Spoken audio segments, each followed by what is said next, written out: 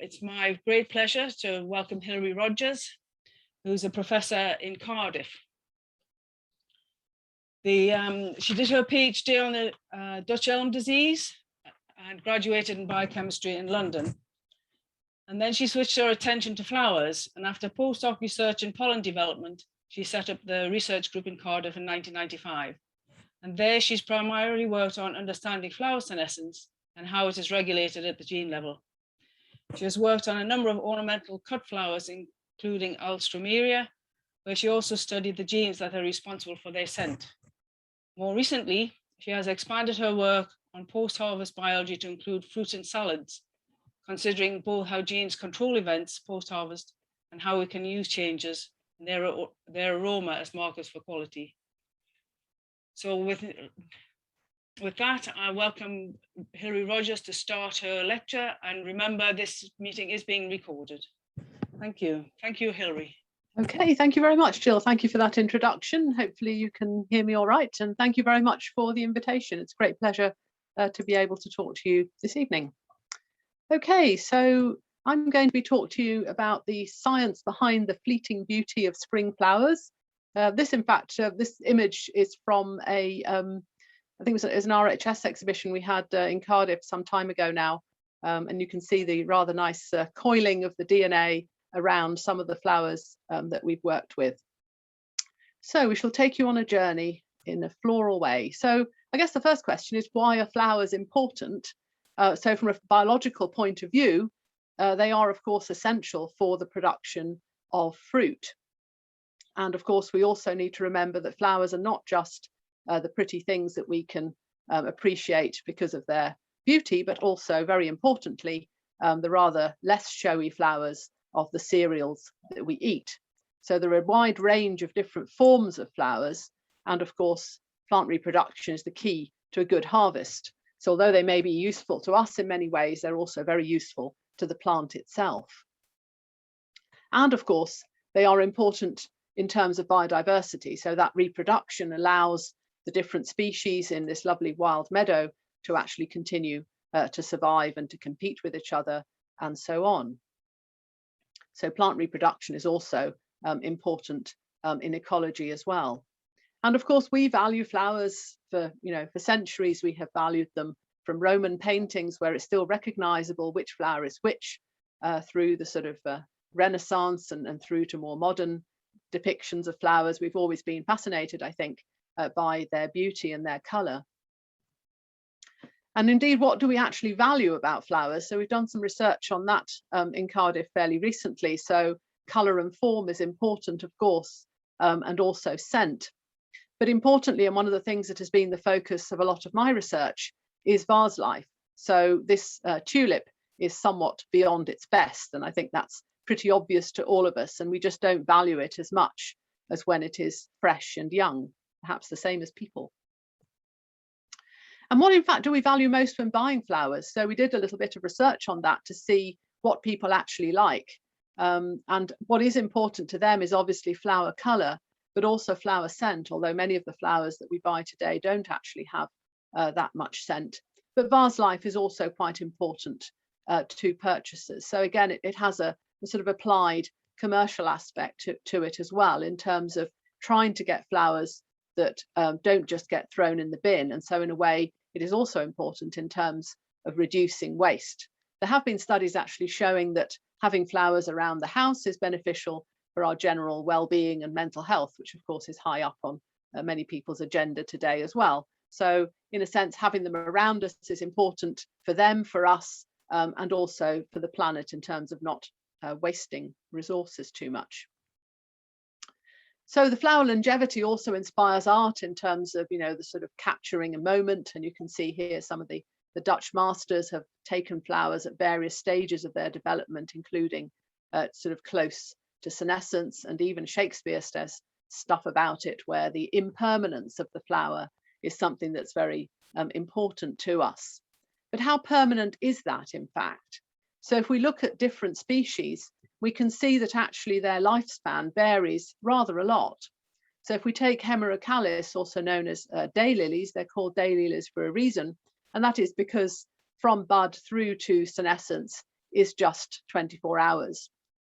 However, if we think of orchids that many of us have as houseplants and of course form beautiful displays in botanic gardens, many of these can last several months. So the petal lifespan is species specific and it varies greatly. And of course, there are many, it's difficult to study this kind of thing with ornamental plants because they have often been selected and bred for particular purposes. But there are many studies looking at wildflowers and linking that length and lifespan to the pollinators, for example, and the ecology of that flower and the strategies that it has in terms of producing seed.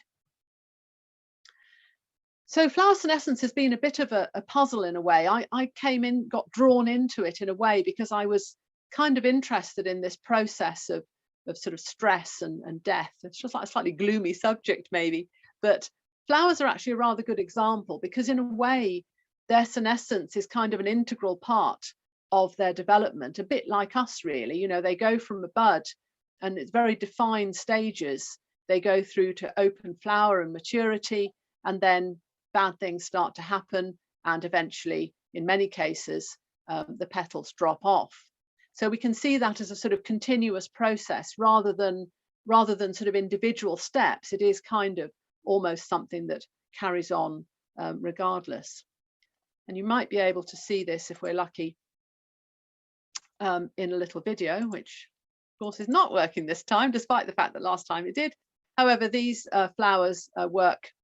These are the wallflowers that we studied as part of some of our research, where you can see that they start to deteriorate quite quickly and they sort of move around a bit and then they kind of shrink and sort of die off.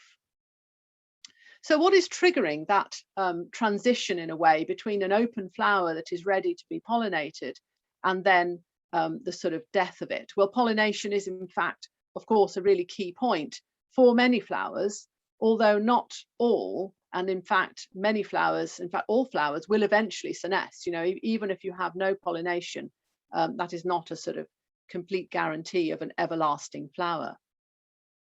You can see here in the case of petunia, though, that an unpollinated flower will last much longer than a pollinated one. So in this case, the pollination is definitely a trigger to starting that senescence process. And in fact, that is what happens in orchids. That is why they last so long. They last so long until they're pollinated. So an interesting question is there a hormone? So in humans, we're very used to the idea that our physiology is governed by hormones. And of course, in plants, that is the case as well. Unfortunately, in plants, it's a little bit simpler in that we have a relatively small number of recognized hormones. And it's usually the balance of those chemicals within the plant that then result in different outcomes. So in terms of senescence, ethylene really is the key. So this is a really important gas, quite a simple molecule, which in many species triggers that onset of senescence. And of course, it's also important in fruit ripening as well, which is always makes it rather interesting when you go into a supermarket and you discover that the ripening fruit is stored right next to the flowers, which maybe from the point of view of reducing floral senescence is perhaps not the best idea. We've had discussions with supermarkets about this, and they tell us that it's all about the sort of freshness and customers coming in and seeing nice fresh produce as they come into the store, but it's not perhaps the brightest idea in some respects.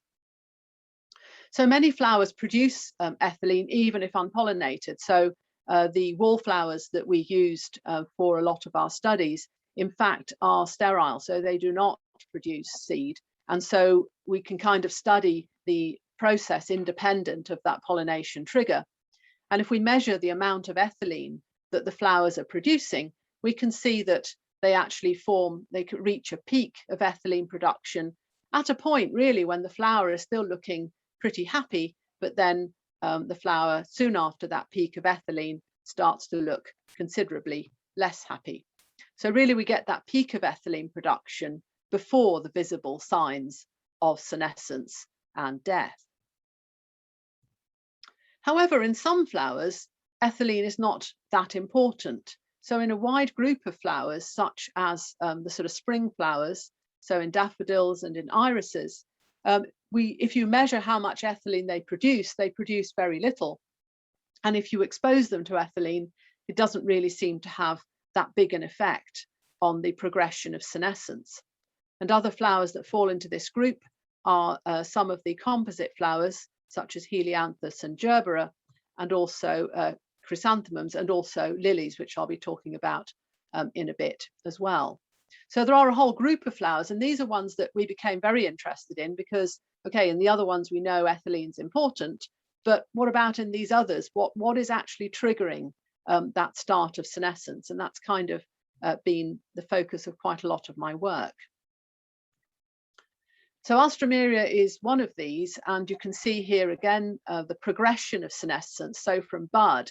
And of course, one of the things that you can chart as well is the development of the organs within the flower, so the stamen and the stigma, which are of course the important part of the flower for the sexual reproduction.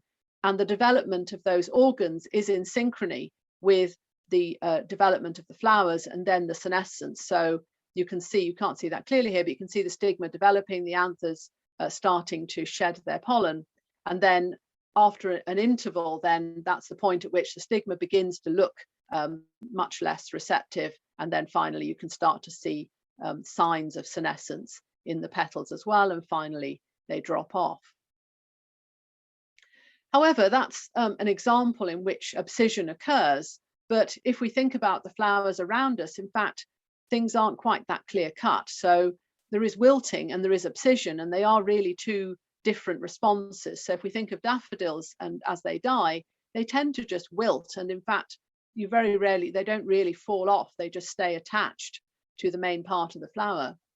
If we consider instead magnolia, you can go and find out when we come round to spring again, that the magnolia petals actually just fall off pretty intact. They barely wilt at all before they fall off, whereas Alstroemeria and wallflowers are somewhat intermediate. So there is some wilting before the petals detach from the body of the plant. So interesting that we have both ethylene sensitive, ethylene insensitive, and flowers where the petals actually detach, abscise, and those where they don't. And these groups there isn't really a correlation between those two things. So let's think a little bit about floral wilting. So this is sort of a plant cell, and of course in a very sort of simplified manner, but we have the nucleus where stuff is happening, the DNA is held. We're thinking that is the sort of powerhouse, which is switching off the genes, switching them on again. We have, of course, the cytoplasm where all the important biochemistry is happening. And then in plants, we have this huge vacuole, which in many cells takes up most of the cell, and which is almost a sort of rubbish dump of the cell. And it's sort of putting in there all the things that it doesn't really need anymore. So if we consider that sort of stylized view and look at some microscopy, and we look at a young petal, we can see here that the cells are pretty, what we would call turgid. So they're all quite sort of expanded, and we can see that big vacuole in the middle, but we can also see the signs of some of the cytoplasmic features around the edge. If on the other hand, we look at an older petal, it's beginning to be just a sort of empty bag. So the epidermal cells, the ones on the surface, actually stay intact for longer. And that's why the flower kind of looks still more or less okay. It's beginning to not look as beautiful as it was originally, but it's still fairly intact. So the epidermis is kind of the last thing to go, whereas the middle is already beginning to deteriorate quite fast. And in fact, if we study in more detail what is actually happening, why flowers wilt, one of the techniques that we use is to look at the ions that are coming out of the cells. So if we take a petal and we put it in water and we use a conductivity meter, we can see whether there are ions being released from that petal into the water.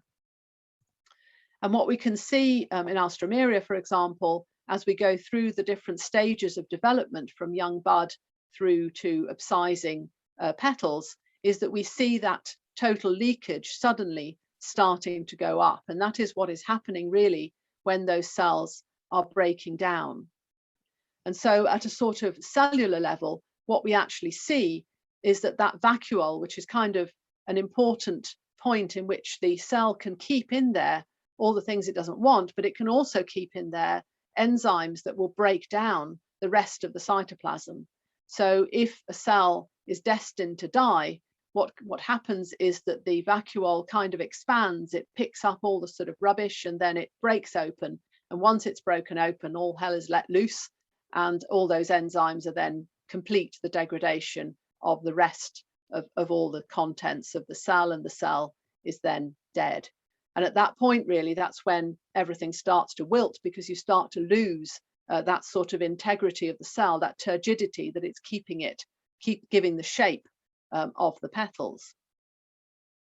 And in fact, this idea of programmed cell death and the fact that it's part of development, I think, has been developed more and more. And there are various different areas of the flower where cell death happens. So we get cell death in pollen, we get it in the anthers, we get it during the development of the ovules and the female side, and then we get it, of course, in the sepals and in the petal senescence. So we can kind of think of the sort of petal senescence as an extreme form of cell death, where eventually all the cells are going to die.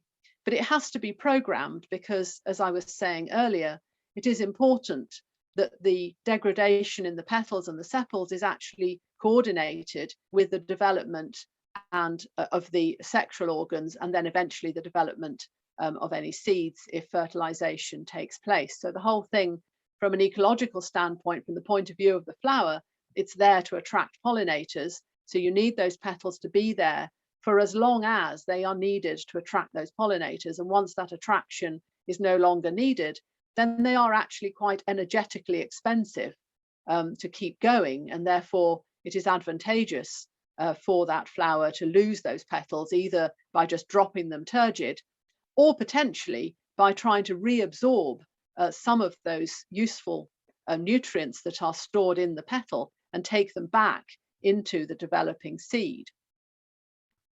So this idea of remobilisation is kind of central to those of us studying senescence, and we can include here both senescence in leaves, so like in the autumn leaves, when we see at this time of year that they're beginning to go yellow and then sort of eventually drop off, and then they go completely brown. That yellowing really is the breaking down of the chlorophyll and all the photosynthetic machinery, and the reusing of all those ingredients to store them for the new leaves that will appear in the spring.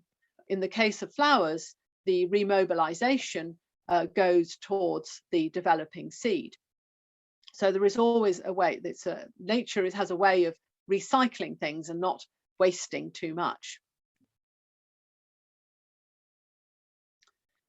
So an interesting thought then is when is a flower taking nutrients up and when is it giving them out again? So in the closed bud, it is a sink for nutrients. In other words, it's taking nutrients in because it doesn't do photosynthesis really. It has a little bit of potentially green tissues, but not a lot. So a lot of it is just taking in nutrients from the rest of the plant, from the leaves in particular. And then once it's an open flower, we're beginning actually, as we saw, to see cell death in the internal layers, in the mesophyll of the flower. And at that point, it's still a nutrient sink, but it's just beginning to morph then into a nutrient source where the nutrients come out of those petals and go into the developing seed or into the rest of the plant, potentially into younger flowers if it hasn't been fertilized. And then ultimately, all the organs in many flowers are just abscised and got rid of. But what is also important, though, is not to allow an entry point for pathogens. So that abscission zone, which I'll talk about a bit more in a minute, is really important to make sure that you seal it off rather than just allowing those petals to kind of rip off and leaving a wound site. So one of the things that I have done for a while now is to try and use molecular biology and technology of understanding genes and gene sequences and DNA to actually try to help to understand this whole process. And some years ago, we used to use things called microarrays that all happened on a microscope slide, where we had a sort of digital readout in a way of little dots that were either red or green or yellow, and which gave us a readout of whether or not a gene was being switched on or switched off. More recently, we have highly increased the power, the speed, and reduced the cost of DNA sequencing. So starting from the technology that was developed to sequence the human genome, that has then been readapted for sequencing all sorts of things.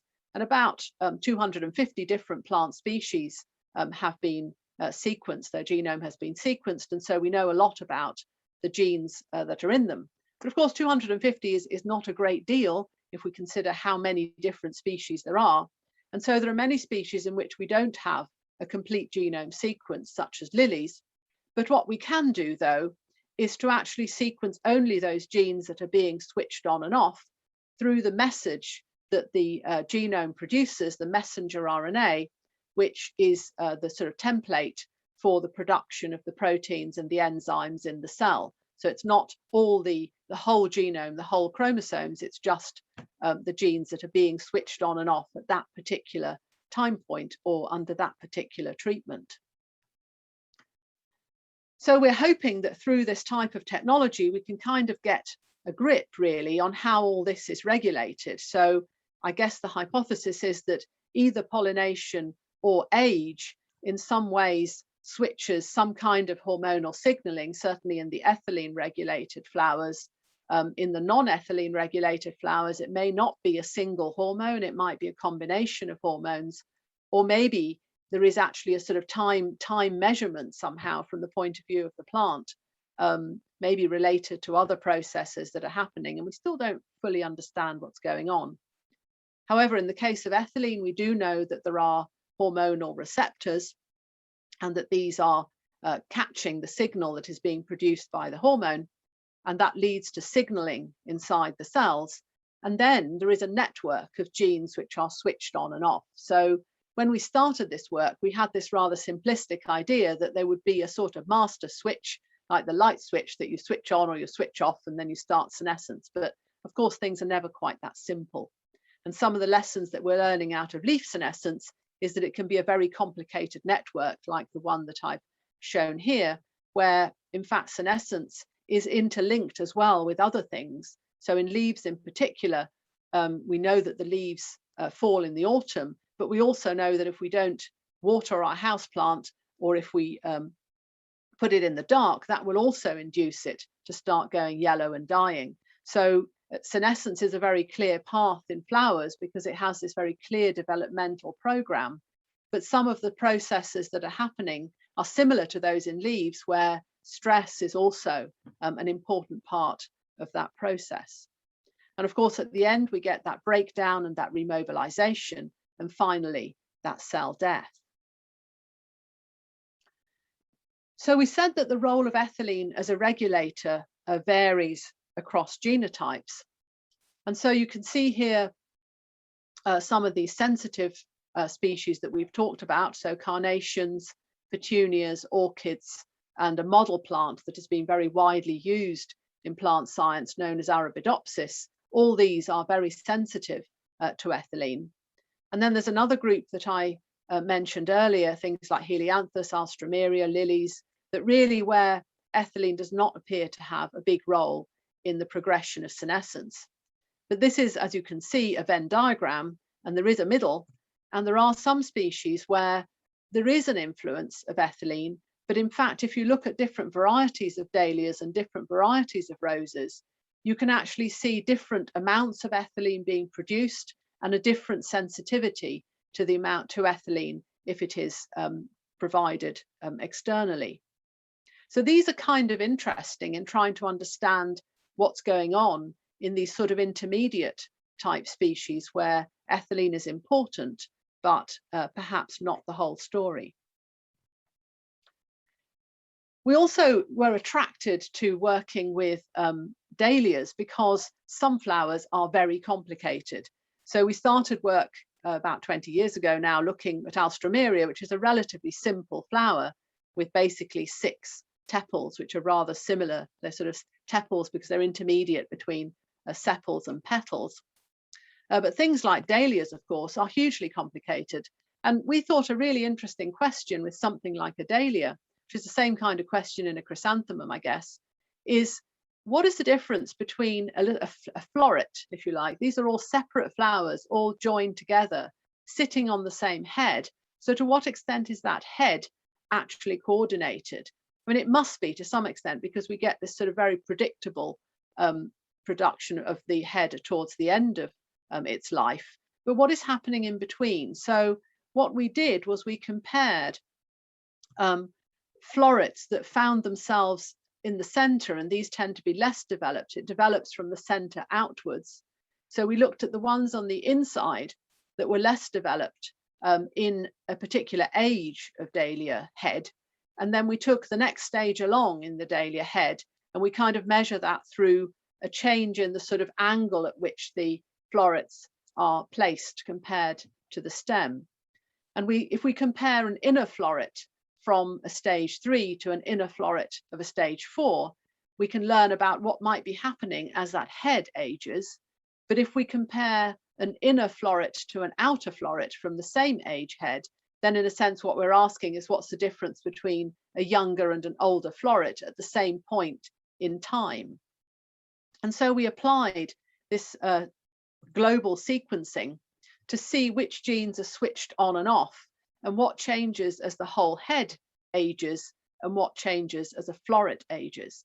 And what you can see here is the number of genes that were switched up or switched down as part of this process. And in fact, really rather few change between that inner floret from the earlier head and the inner floret of the older head, but some do. And then there are, of course, a lot more from the extremes. So from the young inner floret and the oldest outer floret. And then there are intermediate, are sort of a similar number. So most of the changes seem to happen with floret age, but there are some senescence and cell death genes which are important for the whole head age. So this is kind of now hopefully going to lead on to more work where we're going to try and understand what these genes are doing. The other example that was at the intersection between ethylene sensitive and ethylene insensitive are roses. And roses, of course, are slightly more complicated flower than Alstroemeria, but maybe not as complicated as a dahlia. But they are extremely valued flowers. And it turns out that they can die in many different ways. So some of the ways that you may be familiar with when you're bought a bunch of roses or you buy one yourself is that as the flowers get older, particularly in the red varieties, you start to get a very visible color change. Another thing that happens is you can start seeing signs of wilting, and you can also get sort of whole areas that appear to be sort of going necrotic, and that's often due to infection in roses. It's often something like botrytis. But the particular form of death that we thought was also very interesting, and which in fact the industry is interested in as well, is necking. So that is when the head of the rose starts to bend over. They often don't quite fully open, and you can kind of chart the progression from straight to sort of less than a 90-degree bend to a full greater than 90-degree bend, and basically that flower, it's essentially the vase life is terminated. And we use kind of the same approach of looking at the genes that are switched on and off in the different comparisons. So between the less than 90 and straight, between the greater than 90 and straight, and then between the sort of intermediate stages of necking. And we were interested to find that there are many stress-related genes which change in expression during that necking. So obviously something stressful is happening in that part of the pedicel here, which holds the whole flower, and that is not allowing enough nutrients or enough water to get through to that flower to keep it alive. Okay, I want to come back to wilting and abscission because this is kind of important, and the fact that there are two different responses to ethylene. So we talked about ethylene before, and if we go back to thinking about Alstroemeria, as we said, produces very little ethylene during its lifetime. But if you use very sensitive instruments, and we had to go to Holland to actually measure the amount of ethylene these flowers were producing, you do see a peak right at the end of its life. And this pretty much coincides with that abscission. So that's kind of telling us that in Alstroemeria, at least, the process of senescence and the process of abscission are kind of two separate things. So ethylene seems to be involved in abscission, but not involved in that senescence process. And so that kind of led us to become interested in this sort of two-stage or two-phase part of flowers dying.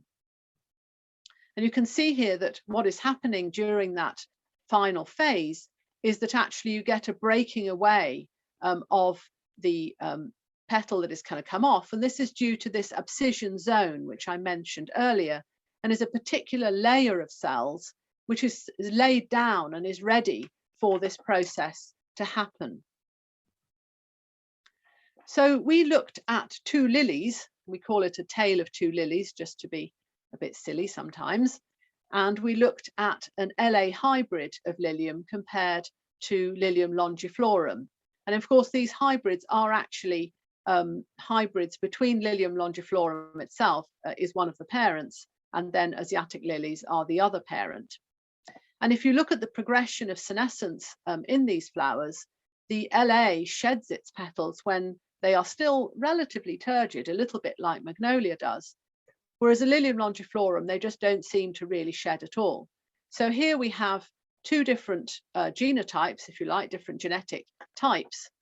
I hesitate to call them species because the LA hybrid is a hybrid that behave in very different ways, despite being very closely related. So we asked a number of questions here about what was going on. So we discovered, unsurprisingly, that we measure things like fresh weight and dry weight, that we see a reduction through, so this is closed bud, sort of full bloom, early senescence and full senescence. And if we look at the LA hybrid compared to the longiflorum, right towards the end, the longiflorum loses a lot more weight towards the end. So it's drying out. So a lot of what's happening in wilting, of course, is it's losing water as well. It's just losing everything. So that's one thing that you can actually measure. So how can we measure the difference between these two flowers? The other thing that we can measure is that ion leakage that I mentioned to you before. And it turns out that with the Lilium LA, the ion leakage stays pretty much constant. So these cells are not really breaking down. They're not releasing their contents that can then be measured as a change in conductance if we put the petals in water.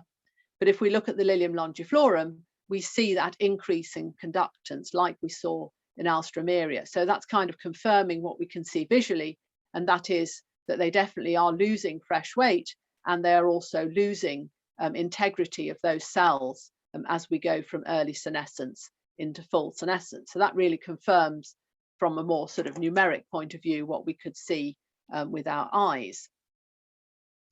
So if we go a step further and actually start to apply other techniques, we can actually use something that a particular machine that is a little force meter that actually measures the force that is needed to pull a petal off. Feels a bit cruel, but there we are. And so if we look at Lilium longiflorum and we focus in, for example, on the early senescence, you can see, that in the Lilium LA, by the time we get to early senescence and sort of a few intermediate stages between early senescence and full senescence, you start to lose the amount of force that you need to pull the petals off quite quickly. Whereas the Lilium longiflorum seems to stay quite, you need to still use quite a lot of force even into full senescence, and it only really starts to drop off if you keep leaving those flowers longer and longer, but it never gets down to the same level as the LA. So indeed, those petals are quite well attached to the mother plant. So that impression that we're getting wilting, we've already seen with numbers. And again, here with numbers, we can measure that fact that it's actually attached onto the flower. So an interesting question is, are the petals easier to pull off? Because basically, maybe they're not forming that abscission zone that is needed to get that clean detachment so that the plant doesn't suffer from having lost the petals and create that wound zone, as I was talking about in the wallflowers. So we then did some microscopy to see if we could identify the abscission zone, which you can just about see here as a little row of cells here that you can see from the arrow that are smaller than the ones around. So you can look at that in the Lilium longiflorum, you can look at it in the Lilium LA, and we can identify these smaller cells in both of them. So it seems as if an abscission zone is forming in both the lilies, but it's just not completing in the Lilium longiflorum. So we ask why. And here I would like to introduce another plant hormone, which is auxin, which is also involved in this abscission process. So what is auxin doing? Well, I've mentioned that we have an abscission zone that needs to form. So basically signals need to come in to form that abscission zone. And then the next thing that needs to happen is that that abscission zone needs to be kind of activated, and those cells need to differentiate into being a proper, fully formed, ready to go abscission zone. At that point, then it will just sit there until the signals come in to say, right now, it's the time to abscise and to get rid of that petal. And so what happens at that point is that enzymes get switched on, which dissolve the cell wall components and allow that petal to detach. And at the same time, it forms this protective layer on the plant side of the petal. And so what is auxin doing? Well, auxin is switching on a number of genes in a sort of little concatenation. So an arrow indicates that they're switched on, and a little block suggests that they're being switched off. And so we have a sort of on-off situation here with the breakdown enzymes, and ultimately then that allows that cell wall component breakdown to happen. And I mentioned ethylene. Ethylene comes in rather later on, in fact. Auxin is earlier in the process, ethylene is later in that elongation of the AZ cell, the abscission zone cells, making them into a slightly different shape, and that formation of the protective layer. So the role of ethylene in the abscission comes quite late, even though we saw that its role when it's regulating senescence itself is actually earlier. So it's having a kind of double role in some flowers. But in these lilies, it only seems to be important late, as we saw in the Alstroemeria, whereas we got puzzled by this auxin. So we thought, well, could it be a difference in the auxin that is resulting in one of the lilies shedding the petals and one of them not? Because we know that the abscission zone is formed, we can see the abscission cells differentiated, but maybe what's happening is here is that they never get that sort of go signal to start breaking down. So we measured the amount of auxin that was there at different points in these petals. And you can see that in the Lilium longiflorum, you have a lot more auxin than you do in the Lilium LA. We did wonder whether the issue was not so much the amount of auxin, but the transport of it, because auxin is a hormone that is transported inside the plant and is very important in signaling in that way. However, it seems as if you look at the ratios, they're not far off. What is actually happening here is that you just have an awful lot more auxin in the Lilium longiflorum. So where were we then? How does that fit with gene expression? So I mentioned that we knew about genes that would be switching on and off, and I should say that that information was based on looking at leaves in model plants such as the Arabidopsis that I mentioned earlier as being a sort of workhorse, a bit like the Drosophila or the yeast of the plant world. So we kind of knew we had a little scheme, but we didn't know at all whether this would be applicable to flowers and in particular lilies. So what we think is going on then is that the auxin switches on these ARF genes here, and we were able to identify a couple of them in red from the lilies. Again, we used that sequencing approach where we could sort of get a whole picture of what genes are switched on at this stage, and from the sequences we could find genes that were similar to the ones in the model plant that had been studied better. We then assume that if that is what is happening, is that these would then be switching on this other ARF gene, which would then be blocking the breakdown enzymes. So what you can see here is that you have more auxin. you're going to get more of both of these sets of ARF genes, and then that will block the breakdown. So what you would expect then is that if you have high auxin, you would have less of those breakdown enzymes, and therefore the petals would be more reluctant to drop off. So with a high auxin, we would expect no abscission, and with a low auxin, we would expect abscission. So that's really rather nice that it kind of fits in with the way we would expect things to be happening in our model plant. So we kind of think that the sequence of events then that is happening is that we have the formation of our abscission zone. We're pretty sure that that happens.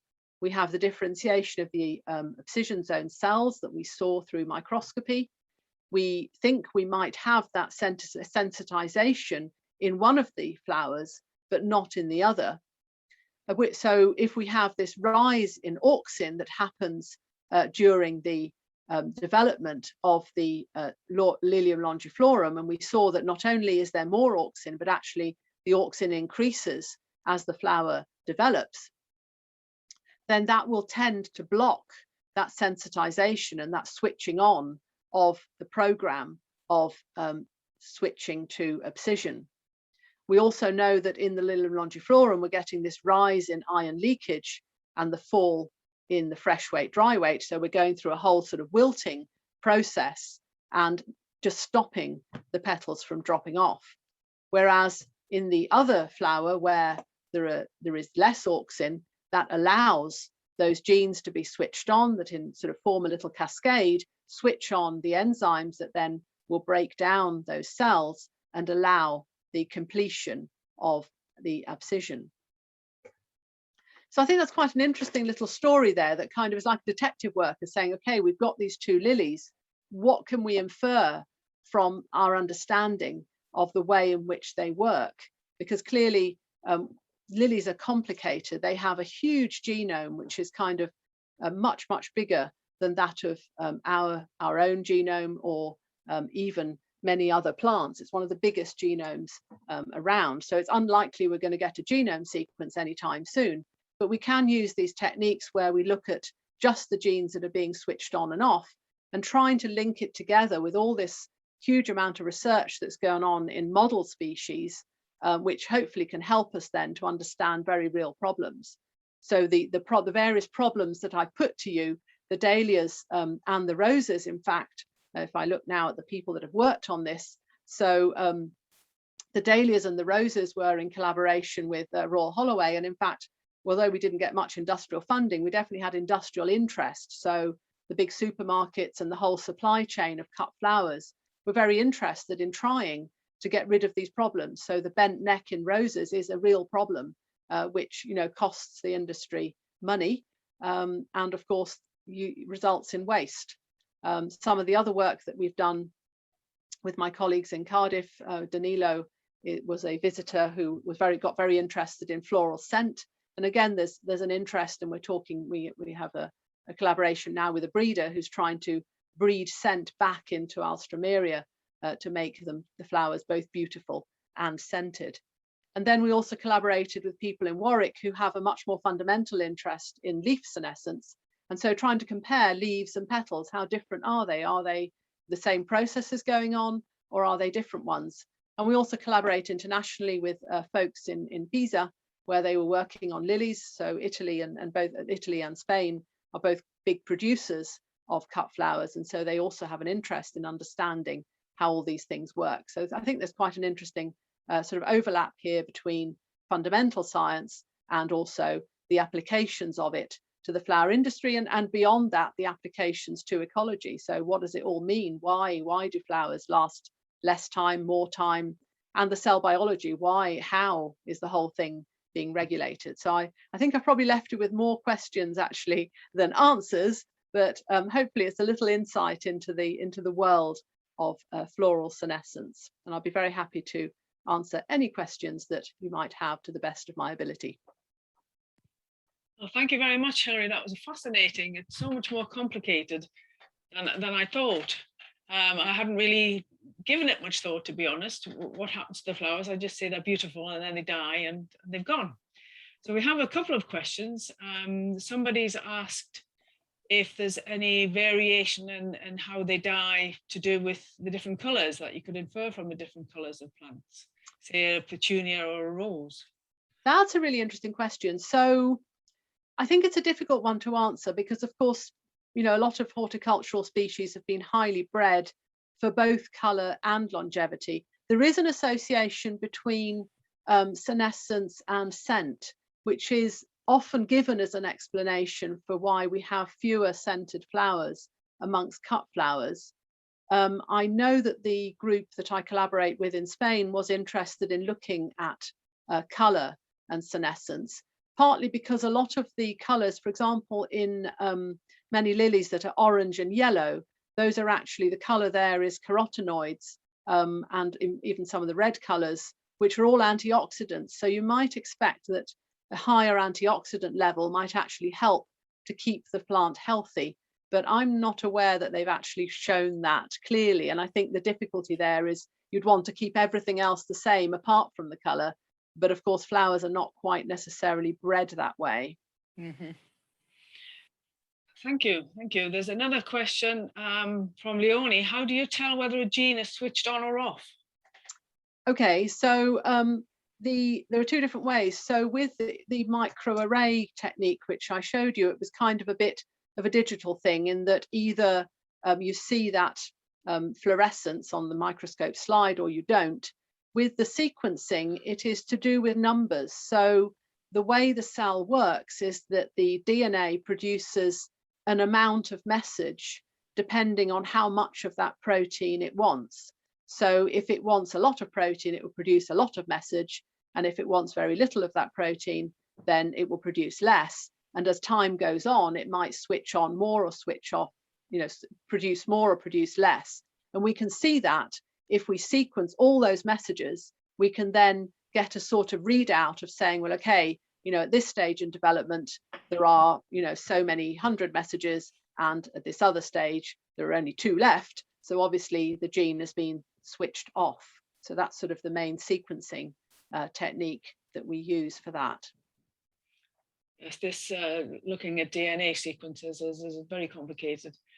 So there's somebody from BSBI has said it's a great talk, Hilary. Have you looked at what genes and processes cause the huge difference between short flowering some species, e.g. Veronica fruticans, and those that generally flower for much longer, Veronica chamiedris? So I think you'd have to compare like with like, because otherwise you are comparing sort of apples and pears, and that's a kind of tricky thing to be doing. There are studies looking at varieties of the same species where at least you're a little bit closer and you can start to see what's happening. And in some cases, it's to do with sensitivity to ethylene, so more or less sensitive, and produce a bigger or a lower signal in response to the pollination. In other cases, it may be just an ecological strategy. So it may be that pollinators are rather rare, and so it's important to keep that flower open for as long as it possibly can. Whereas in other cases, it may get pollinated very quickly or even be self-fertile, and so essentially it kind of pollinates itself. So I think there are a lot of, it's a complicated question, that one, but I think it's a really interesting one. Okay, and here's another one from Maria. Has anyone compared cut flower longevity when the vase is placed next to a bowl of bananas with a similar control? Yes, Could it be a school or student project? Yes, I wouldn't do that. So yes, I mean, that is the way in which you can make your flowers wilt quicker, if that is what you want. And of course, the converse of that is that the flower industry is always looking for treatments that would actually keep the flowers going for longer. And one of the things that you can do is to try and use chemicals to actually slow down or to stop the ethylene signaling. And for a long while, silver compounds were used because the silver actually interacts with the receptor of the ethylene. However, silver is a little bit toxic, and of course you produce a lot of waste that way. So there are other now organic compounds that are being used as a sort of gaseous compound, which again interferes with the ethylene signaling. So the converse of that is also true, and some of those compounds are used commercially to treat flowers before they're sold, so as to give them a longer shelf life. So along the same lines, I was thinking about if one flower gets pollinated and produces ethylene and starts to senesce, does that ethylene then float around the other flowers adjacent to it and cause them to senesce before they've been pollinated? That's a really interesting question. I suspect it,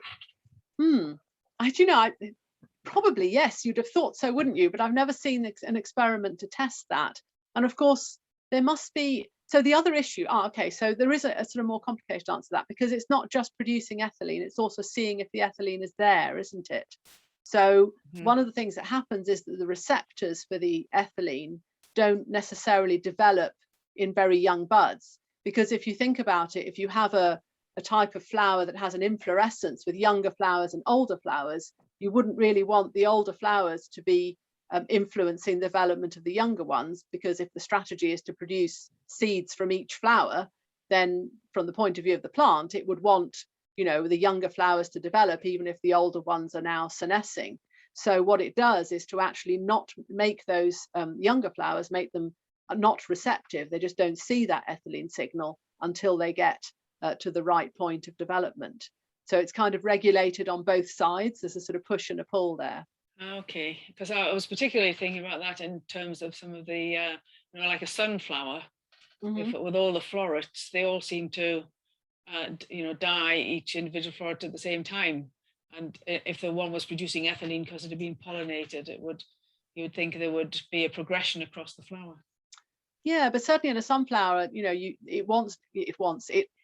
is designed to produce a seed from each floret, isn't it, really? So yes. That wouldn't be necessarily advantageous. There are probably other flowers where, where actually once you've got sufficient seed, it might be better to get rid of the younger flowers and not bother to let them fully mature. And in fact, you do see that in some inflorescences, don't you, that by the time the top ones are fully developed, some of the very bottom ones just don't ever really develop fully.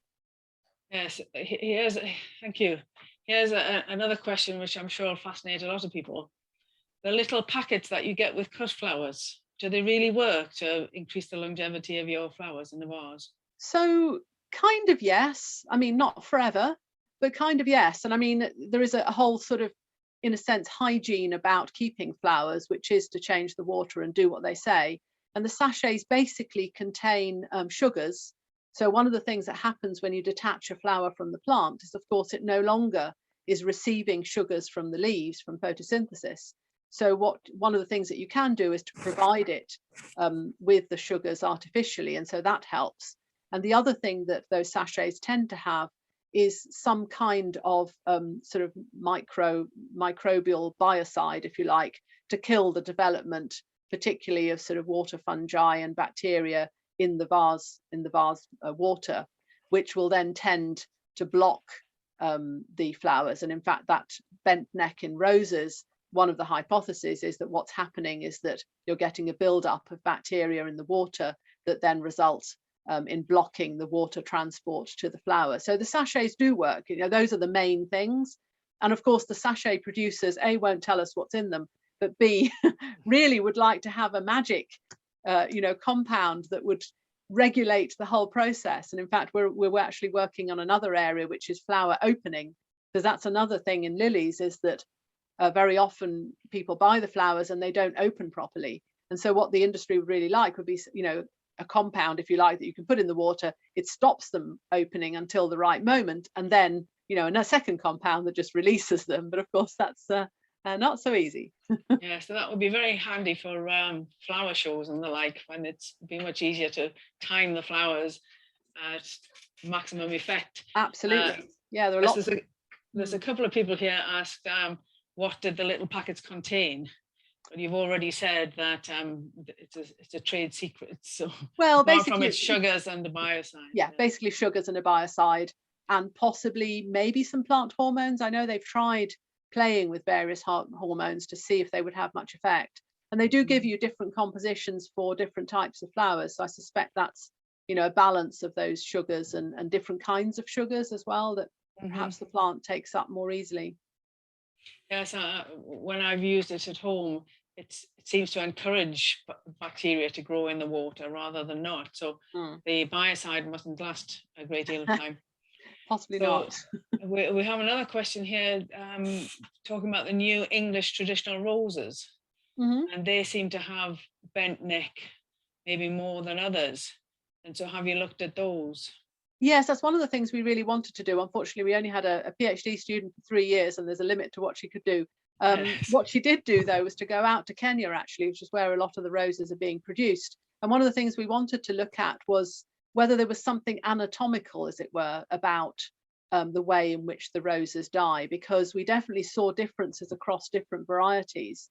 And we have this suspicion that it might be to do with the strength of that sort of pedicel, which is holding the head, because you can imagine that if it's a bit weaker, then obviously any blockage of water transport is going to be sort of magnified, and then that head is going to sort of drop over.